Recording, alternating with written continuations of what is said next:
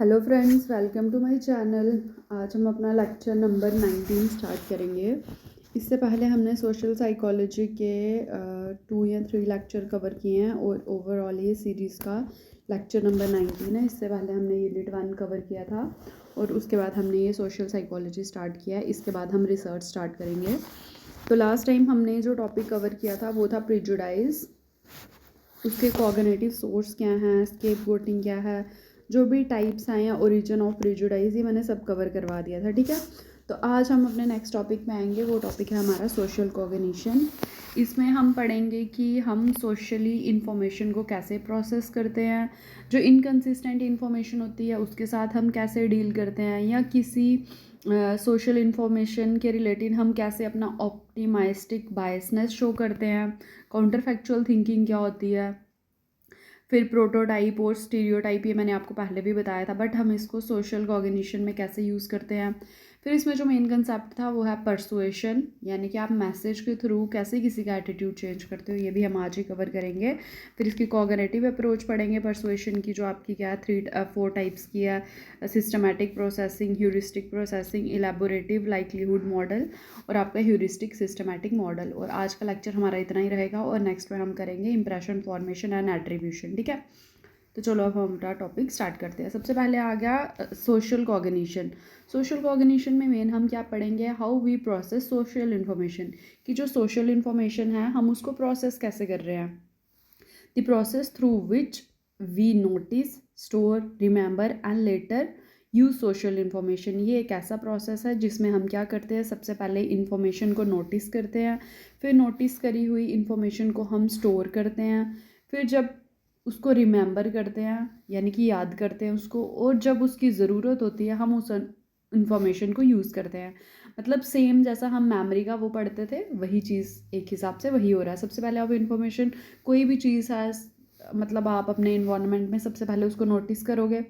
ठीक है, जब आप नोटिस करोगे तो ऑटोमेटिकली वो स्टोर हो जाएगी। फिर जब टाइम होगा उसको रिमेंबर करने का, याद करने का, रिमेंबर करोगे। रिमेंबर क्यों करोगे, क्यों याद करोगे किसी इन्फॉर्मेशन को? क्योंकि आपको उसका मतलब आपको उसको यूज़ करना है। तो लास्ट में क्या होगा, रिमेंबर करके आप उसको यूज़ करोगे। तो ये क्या है, एक प्रोसेस है। इससे हम क्या करते हैं, क्यों इस सोशल कॉग्निशन इम्पॉर्टेंट है, मेक जजमेंट अबाउट पीपल, ताकि हम लोगों के बारे में जजमेंट बना सकें, प्रिडिक्ट कर पाएँ कि फ्यूचर एक्शंस, कि अगर अभी ये इंसान वैसे बिहेव कर रहा है तो ये फ्यूचर में कैसा बिहेव कर सकता है, या अगर कोई कंडीशन आ गई आपके इन्वायरमेंट में तो आप उससे प्रिडिक्शन लगवा सकते हो कि अब आगे क्या होने वाला है। ठीक है, तो इस चीज़ के लिए सोशल कॉग्निशन क्या है, इंपॉर्टेंट है। ये जो मैंने ऊपर लिखा है सोर्स ऑफ एरर, ये मैं बाद में बताती हूँ। फिर सोशल कॉग्निशन एक टाइप का ह्यूरिस्टिक के जैसे भी काम करता है। क्यों? कॉग्निटिव रूल ऑफ, अब ह्यूरिस्टिक क्या होता है, cognitive rule of thumb for making quick judgement और डिसीजन। अब इसको हम ह्यूरिस्टिक इसलिए भी बोलते हैं क्योंकि ह्यूरिस्टिक का क्या मतलब है कि हम क्विक जजमेंट बना रहे हैं और डिसीजन ले रहे हैं। तो सोशल कॉग्निशन की हेल्प से भी हम यही काम करते हैं। फिर आगे सोशल कॉग्निशन में हम की जो सोशली इन्फॉर्मेशन है, जो इनकन्सिस्टेंट इन्फॉर्मेशन होती है उसके साथ हम कैसे डील करते हैं। ये मैंने क्यों ऐड किया, ये बैरन से पॉइंट है क्योंकि ये आपका असर्शन रीजनिंग में पूछा जाता है बड़ी बारी। Deal with inconsistent information, socially हम इनकन्सिस्टेंट इन्फॉर्मेशन के साथ कैसे डील करते हैं। We tend to play much more attention to information that is unexpected और somehow inconsistent with our expectation than to information that is expected और consistent. ठीक है, मतलब हमारा मतलब ह्यूमन नेचर क्या होता है कि अगर कोई इन्फॉर्मेशन आपको पता है कंसिस्टेंट है, ये चीज़ होने वाली है, या फिर आप रेगुलर उस चीज़ को देख रहे हो, तो आप उस इन्फॉर्मेशन पे ज़्यादा अटेंशन पे नहीं करोगे। बट अगर आपके इन्वायरमेंट में कुछ इनकन्सिस्टेंट हो गया, जिसकी प्रिडिक्शन आपको नहीं थी, जिसका आपको बिल्कुल भी आइडिया नहीं था कि ये चीज़ होने वाली है, अगर वैसे कुछ चीज़ होती है तो उसमें आप जो अपने अटेंशन पे करते हो वो ज़्यादा करते हो। ठीक है, दर्शन रीजनिंग में ऐसा पॉइंट आपको पूछ सकते हैं। फॉर एग्ज़ाम्पल, जैसे कि आपकी क्लास चलो सेकंड पीरियड आपका क्लास में किसका होता है, साइकोलॉजी का होता है, बट आपको रोज़ पता है कि अब साइकोलॉजी का टीचर पढ़ाने आएगा, तो आपको कोई मतलब इतना ज़्यादा इंटरेस्ट नहीं होगा, पता है वो आएगा, आप गुड मॉर्निंग जो भी आप बोलते हो वो बोलोगे, ठीक है। बट अगर गलती से उस टाइम कोई आपका कोई आर्ट एंड क्राफ्ट का टीचर आ जाए या क्लास के बाहर वैसा कुछ चले कि वैसा कुछ होने वाला, तो आपको ज़्यादा होगा कि क्या चल रहा है। या कोई मोहल्ले की बात देख लो, जैसे किसी का रिजल्ट आने वाला है, ठीक है, आपको पता है ये बच्चा क्या करता है, टॉप करता है हमेशा, बट अगर गलती से कभी उसका पेपर रह गया, वो फेल हो गया, तो जो वो शोर पड़ेगा उसमें आपको ज़्यादा इंटरेस्ट होगा कि क्यों उसकी बातें चल रही हैं। मतलब जो कंसिस्टेंट इन्फॉर्मेशन है, जिसका होने के चांसेस हैं, उसके लिए आप इंटरेस्ट ज़्यादा शो नहीं करोगे, बट जो इनकंसिस्टेंट है, जिसके होने के चांसेस कम है, उसके लिए ज़्यादा इंटरेस्ट शो करेंगे। इसीलिए हम इसको क्या पढ़ते हैं, इसमें पढ़ते हैं डीलिंग विद इनकंसिस्टेंट इन्फॉर्मेशन। दूसरा आ गया optimistic biasness, optimistic bias for task completion. Social cognition में हम क्या करते हैं, ऑप्टिमाइस्टिक बायसनेस शो करते हैं कि हमें लगता है कि जैसे मैं भी जैसे कोई ये टास्क स्टार्ट करती हूँ, मतलब जैसे मैंने ये सीरीज स्टार्ट की, मुझे लगा सोशल कॉग्निशन 14-15 तक कंप्लीट हो जाएगा। वो क्या था मेरा, इस चीज़ को लेके ज़्यादा पॉजिटिव सोचना, बट क्या होगा बीच में मुझे और काम पड़ जाते हैं, अपना PhD का पड़ जाता है या बच्चों के पेपर आ जाते हैं, कुछ भी होता है, तो क्या होता है मैं ये लेक्चर अपलोड करने में डिले हो जाती हूँ। तो ऑप्टिमाइस्टिक बायसनेस क्या हुआ, जब मैं स्टार्ट करती हूँ तो मैं बोलती हूँ 5-6 दिन में ख़त्म हो जाएगा, बट वो चीज़ ख़त्म होते होते 15 और 20 डेज़ लग जाते हैं। तो ये क्या है, मेरा ऑप्टिमाइस्टिक बायसनेस है किसी भी टास्क को कंप्लीट करने के लिए जो मैं शो कर रही हूँ। मतलब अब we think we can do more sooner than we really can, हमें लगता है कि हम इस चीज़ को जल्दी कंप्लीट करेंगे, बट हमें उसमें टाइम लगता है। जैसे कि अब आप UGC नेट का पढ़ रहे हो, तो आपने हर एक यूनिट के लिए डे सेलेक्ट किए होंगे कि 5 दिन में इस यूनिट को रिवाइज करेंगे, 4 दिन इस यूनिट को लगेंगे, बट देखना उतने टाइम में वो कभी कंप्लीट नहीं होता है। तो हम ये जो प्रिडिक्शन लगाते हैं ज़्यादा पॉजिटिव होकर लगाते हैं और एक्चुअली चीज़ें लेट चलती हैं, ठीक है। फिर इसी को हम क्या बोलते हैं, प्लानिंग फैलेसी भी बोलते हैं, कि हम प्लानिंग करने में क्या करते हैं, एरर कर देते हैं। प्लानिंग फैलेसी, प्लानिंग फैलेसी कब आई थी, 1979 में इसका कंसेप्ट आया था। किसने दिया था, Daniel kahneman and Amos Tversky, paper में पूछा हुआ है, तभी मैंने इसको ब्लैक पेन से हाईलाइट किया है। अब आ गया काउंटर फैक्चुअल थिंकिंग। ये सारे कंसेप्ट किसके हैं, सोशल कॉग्निशन के हैं। The tendency to evaluate event by thinking about alternative to them. हमारी टेंडेंसी कि हम क्या करते हैं, चीज़ों को इवेल्युएट करते हैं उनके अल्टरनेटिव्स को देख के, ठीक है। One technique that help individual learn from past experience and, और ये एक वैसी टेक्निक भी है कि जिसमें क्या होता है, हम पास्ट एक्सपीरियंस से सीखते हैं और प्रॉफिट, मतलब हमें अपनी मिस्टेक से हमें प्रॉफिट होता है, ठीक है।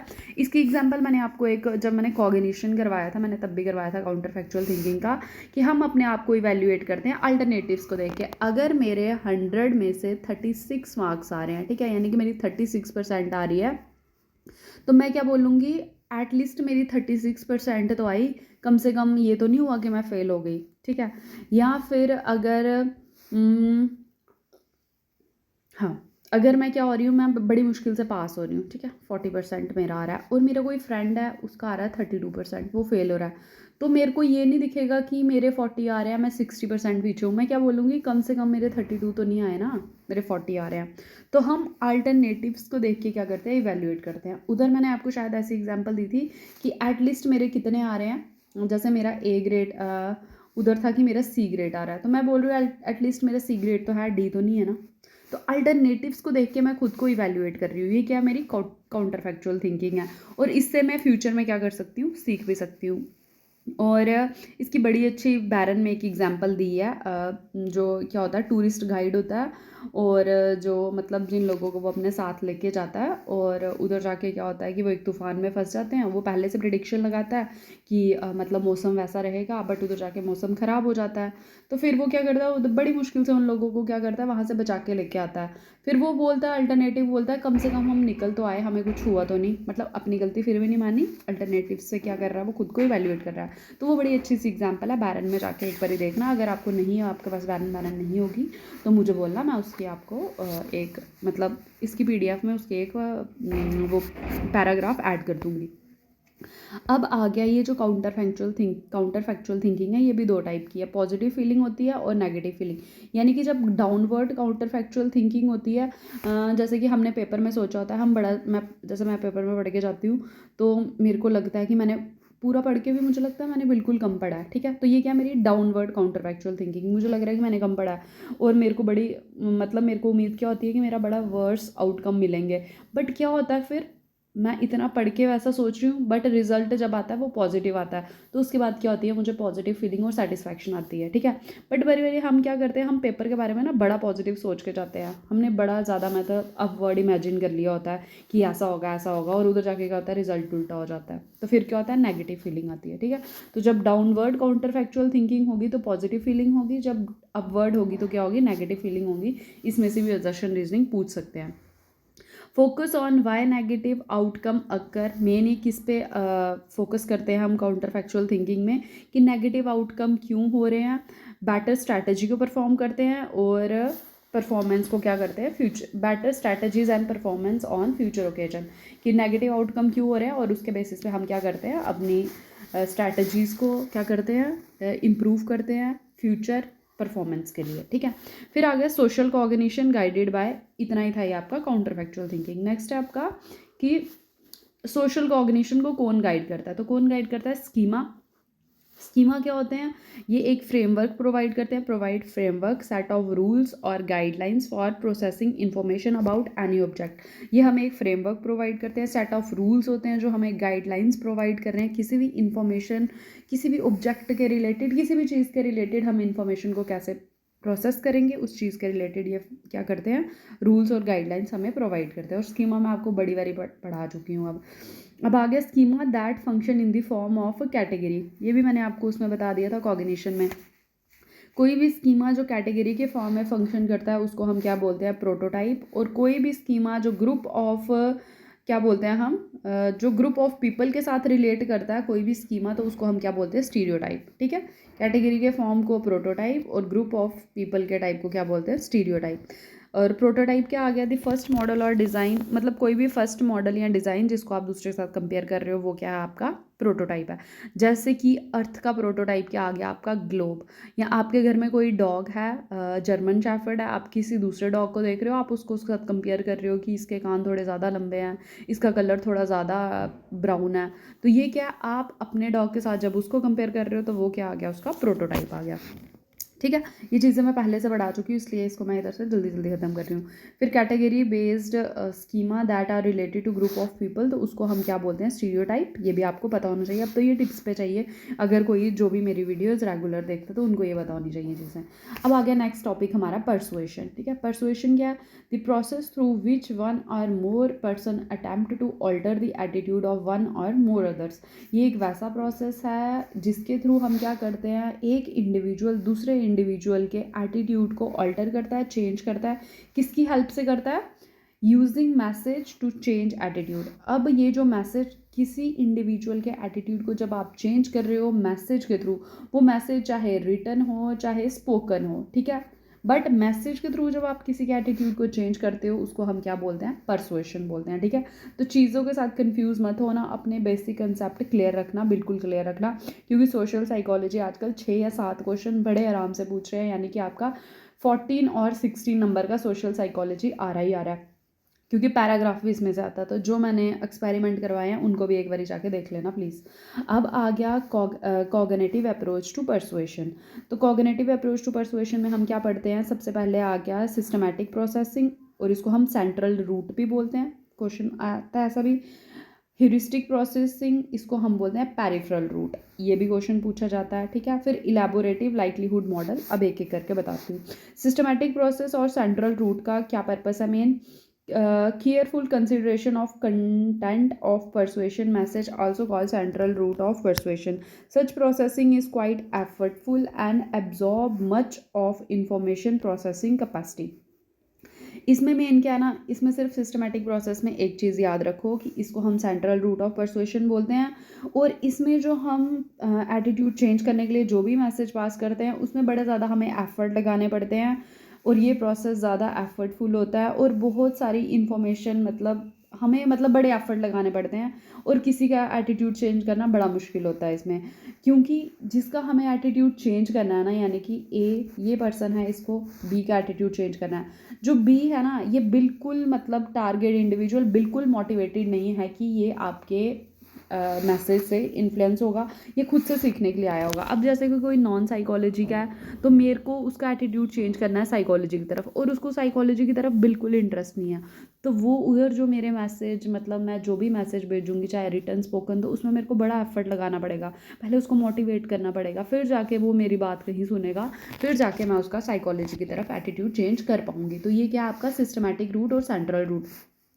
अब आ गया और ये हाँ सेकंड आ गया आपका ह्यूरिस्टिक एंड पेरिफेरल रूट, और ये थोड़ा इजी होता है, इसमें कम एफर्ट लगाने पड़ते हैं, तभी हम इसको ह्यूरिस्टिक बोल रहे हैं। इसमें इस इंडिविजुअल ने इसका एटीट्यूड चेंज करना है, बट ये जो बी है ये पहले से मोटिवेटेड है, इसको इन्फॉर्मेशन है और ये खुद से आया हुआ है उस चीज़ के लिए, ठीक है। जैसे कि पॉलिटिशियन या सेल्समैन आपका एटीट्यूड कैसे चेंज कर सकते हैं, जबकि आप वो चीज़ पहले से खरीदने गए हो। जैसे कि अगर आप कोई टीवी लेने चले गए, कोई एलसीडी लेने गए, तो आप पहले से मूड बना के गए हो कि आपको वो एलसीडी खरीदनी है, ठीक है, तो आप पहले से मोटिवेटेड हो। और जो सेल्समैन है उसको क्या करना है, फिर इजीली आपको, मतलब उसके लिए इजी हो जाएगा आपको मोटिवेट करना कि कौन सी खरीदनी है। ये पॉलिटिशियन, तो जब उनकी कोई स्पीच या कुछ भी होता है तो उधर लोग वही जाते हैं जिनको पहले से इंटरेस्ट होता है, तो वो पहले से मोटिवेटेड है, तो उनको मतलब उनका एटीट्यूड चेंज करना ज़्यादा ईजी है एज़ कम्पेयर टू जिसको बिल्कुल इंटरेस्ट नहीं है किसमें, पॉलिटिक्स में। तीसरा आ गया आपका इलेबोरेशन लाइक्लीहुड मॉडल, और ये किसने दिया है, शैली और चेकिन ने, ठीक है। किसने, ह्यूरिस्टिक प्रोसेसिंग, क्योंकि आजकल इतने लेवल तक जा रहे हैं, क्या पता इसका नाम भी पूछ लें। अब आ गया इलेबोरेटिव लाइक्लीहुड मॉडल, ये कब आया, 1985 में। किसने दिया, ये रहे इनके नाम। अब ये ज़्यादातर इलेबोरेशन की बात आ गई, तो ये ज़्यादातर कहाँ यूज़ होता है, काउंसलिंग में यूज़ होता है। सिंपल पूछ लेंगे, काउंसलिंग में परसुएशन का कौन सा मॉडल यूज़ होता है, आपको पता होना चाहिए। इलेबोरेटिव लाइक्लीहुड मॉडल यूज़ होता है, used in therapeutic and counselling if information processing is consistent and for long period of time, repeated the information for multiple time, the persuasion process will be more effective। अब इधर क्या है, therapeutic और counselling setting में use होता है, और अगर इन्फॉर्मेशन कंसिस्टेंट होगी ज़्यादा टाइम के लिए, जो भी क्लाइंट है वो इस इन्फॉर्मेशन को सुन रहा होगा, मल्टीपल टाइम्स वो उस चीज़ को सुनेगा, तो चांसेस ज़्यादा हैं कि क्या होगा, उसका एटीट्यूड हम चेंज करेंगे, ठीक है। अब इंडिविजुअल, ये असर्शन रीजनिंग में आया हुआ था जो मैंने लाइन ऐड की है। Individual thought about persuasion message rather than the message itself influence attitude change। जो इंडिविजुअल के थॉट्स हैं ना उस परसुएटिव मैसेज के लिए, वो इन्फ्लुएंस करेंगे, ना कि मैसेज इन्फ्लुएंस करेगा, ठीक है। उसके थॉट्स की ये जो मैसेज है, हाँ ये सही है, मेरे को एटीट्यूड चेंज करना चाहिए, तो ज़्यादा इफेक्ट किसमें, इसमें ज़्यादा रोल किसका है, थॉट का है। अब आ गया ह्यूरिस्टिक सिस्टमैटिक प्रोसेस। अब देखो, ये एफर्टफुल टाइप ऑफ प्रोसेसिंग है। When our capacity to process information relating to persuasion message is high, we have a lot of knowledge about the subject or lot of time to engage in such thought or when we are motivated to do so। अब इसमें क्या है, ये भी क्या है, एक effortful type of process है, और इसमें क्या है, जो हमारी इंफॉर्मेशन प्रोसेस है, our capacity to process information related, और जो हमारी कैपेसिटी है कि हम अपने किसको एटीट्यूड को चेंज करें, वो क्या है, हमारी हाई है। हमें पहले से उस चीज़ के बारे में ज़्यादा नॉलेज है, बट हम फिर भी चाहते हैं हमें कोई कन्वेंस करे ताकि हम उस चीज़ को जल्दी से कर लें, ठीक है। जैसे कि क्या एग्जांपल दूँ मैं आपको, जैसे कि आप नेट का एग्ज़ाम दे रहे हो, ठीक है, और मैं आपको बोलूँ कि आप गेट का भी एग्ज़ाम दे दो, आपको पहले से सिलेबस के रिलेटेड क्या है, नॉलेज है, बट आपको लग रहा है कि नेट करके गेट मतलब क्यों ही करना है, क्लियर है। तो अगर मेरे को आपको उस चीज़ के लिए मोटिवेट करना है, तो ह्यूरिस्टिक, तो मतलब सिस्टमैटिक ह्यूरिस्टिक हम उसी को बोलेंगे कि आप पहले से मोटिवेटेड हो, बट आपको एक पुश चाहिए कि आपको कोई वो चीज़ करने के लिए बोले, ठीक है, तो वो क्या आपका ह्यूरिस्टिक सिस्टमैटिक मॉडल। अब ये जो चारों मॉडल हैं, अपने हिसाब से इन चारों पे एक एक एग्जाम्पल सेट करना, आपका कंसेप्ट बिल्कुल क्लियर हो जाएगा, ठीक है। मैं बेसिक एग्जाम्पल इसलिए देती हूँ ताकि आपको याद रहे, अगर बुक की वैसे एक्सपेरिमेंट वाली एग्जाम्पल दूंगी तो वो बड़ा लंबा चला जाएगा लेक्चर। अब ये जो एक्स्ट्रा चीज़ें हैं ना, ये पेपर में आई हुई हैं, इनको आप एक बार खुद से रीड कर लेना, ठीक है, ज़रूर रीड करना, क्योंकि इसमें से क्वेश्चन आ जाता है बड़े बड़े और सेट में ये मैक्सिमम ये सेट वाले क्वेश्चन हैं जो मैंने ऐड किए हैं, ठीक है।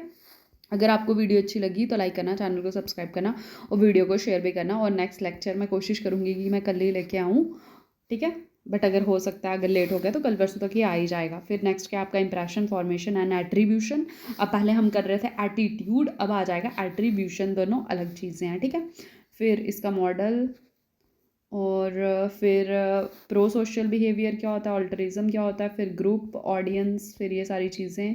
अभी काफ़ी लंबा है सोशल साइकोलॉजी, तभी इसमें से बड़े क्वेश्चन भी आते हैं भाई। चलो ठीक है, अगर अच्छी लगी वीडियो तो लाइक करना, चैनल को सब्सक्राइब और वीडियो को शेयर। Thank you.